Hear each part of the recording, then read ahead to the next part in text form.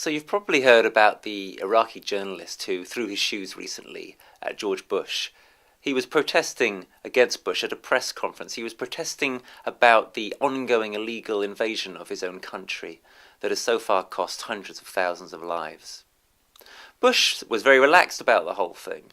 He even made a joke about it. He said that the guy's shoe was a size 10. He didn't seem in the least disturbed by it. So what if the guy threw a shoe at me, he said. Bush even said, and I quote, "It's a way for people to draw attention to themselves. I don't know what the guy's cause is. That's what happens in free societies when people draw attention to themselves," Bush said. But the price Muntada al-Zaidi is paying for having drawn attention to himself is a very high one. The judge in his case has admitted that al-Zaidi has been beaten in the face, apparently with a metal pipe, and his brother claims he's lost a tooth, has had ribs broken, has been burnt with lit cigarettes. And what you probably don't know, and what Bush hasn't mentioned, is that Mr. al-Zaidi is probably facing between 1 and 5 years in prison, possibly as many as 15. So on the one hand, we have Bush dismissing the whole thing as that's what happens in free societies.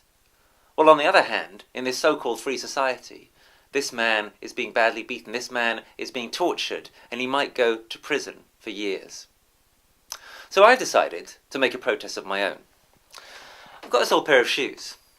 I'm going to send one of my shoes to Bush, and I'm going to send the other shoe to Gordon Brown, our Prime Minister, who played a big part in financing the Iraq War. And I'm demanding that Muntada al-Zaidi is given the respectful treatment that he would be given in the British legal system. If Bush's Iraq really is a free country, then al-Zaidi wouldn't currently be under threat of years in prison. And if this is what you believe too, then please join me and send a pair of your old shoes to Bush and Brown. Al-Zaidi's trial starts on December 31st. Let's free this guy for the new year. Let's force Bush to not press charges.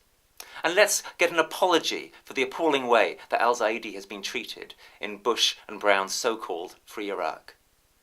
And while they're at it, maybe they could apologise too for their illegal war, which has cost hundreds of thousands of human beings' lives.